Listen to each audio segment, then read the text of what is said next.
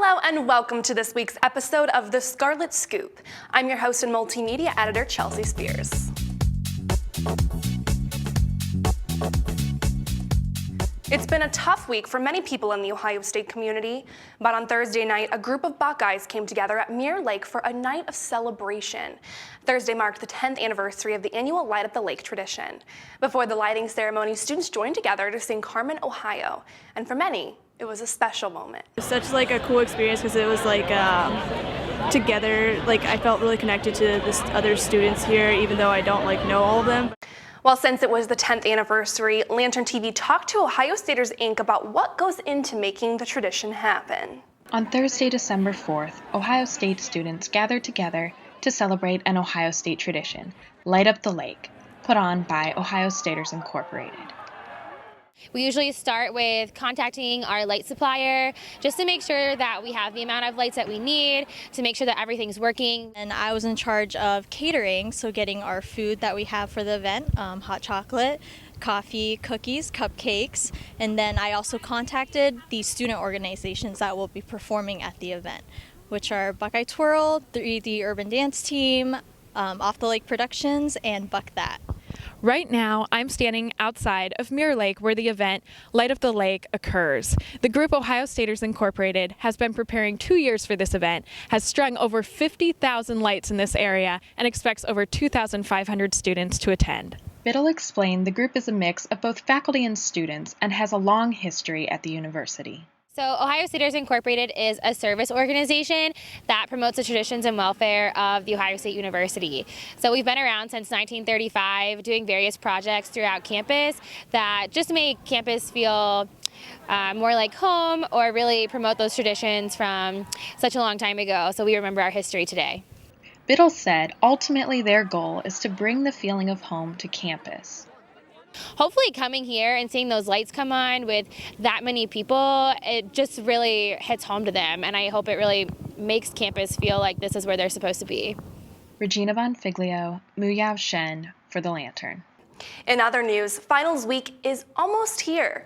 As exam week quickly approaches, some of us college kids, myself included, are going to need some coffee to get through it. Senior Lantern TV reporter Tessa DeTiro explored one of the newest ways to get your caffeine fix right here in Columbus. Do you consider yourself a coffee junkie? If so, the Columbus Coffee Trail might be just the challenge for you. It started off in London, actually. The world barista champion, Willem Davies, set up a disloyalty card where he encouraged people to go to other coffee shops in London and then come back to his shop to redeem their card for a free drink.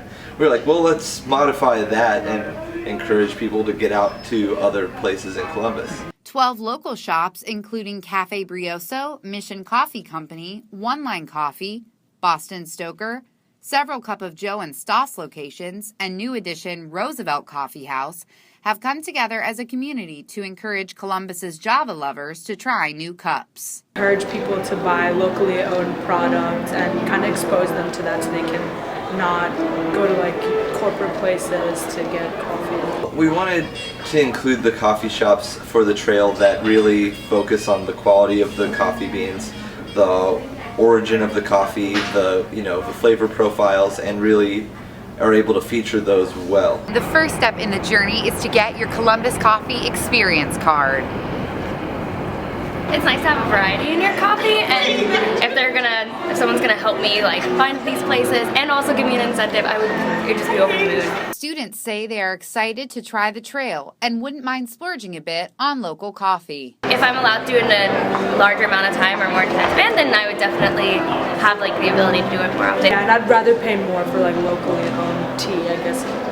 I hang out with people who work at nearly all of the coffee shops on the trail, and we can just hang out and talk about coffee till the cows come in, and it never gets dull. Eric Fenstermaker says Boston Stoker on Neal Avenue has already given out hundreds of cards. You can join by picking up a card at any participating location. I'm Tessa DeTiro reporting for Lantern TV. Well, in between your final exam study sessions, you can take a break and spend some time with puppies right here on campus. OSU libraries have teamed up with the Student Wellness Center to bring therapy dogs to Ohio State during exam week as a stress relief for students. They're calling it Paws for Paws, and many people are excited about it. That is the best idea. Like, I don't know. When I always had a dog, it was really comfortable just to have him around while I was doing my homework. You can find the dogs at the Thompson, 18th Avenue, and Geology libraries at various times throughout finals week. For more of the details on where and when to find the pups, just check out the full article on our website. Go to thelantern.com and click Campus. That's all the time we have here today on the Scarlet Scoop. Thanks for watching.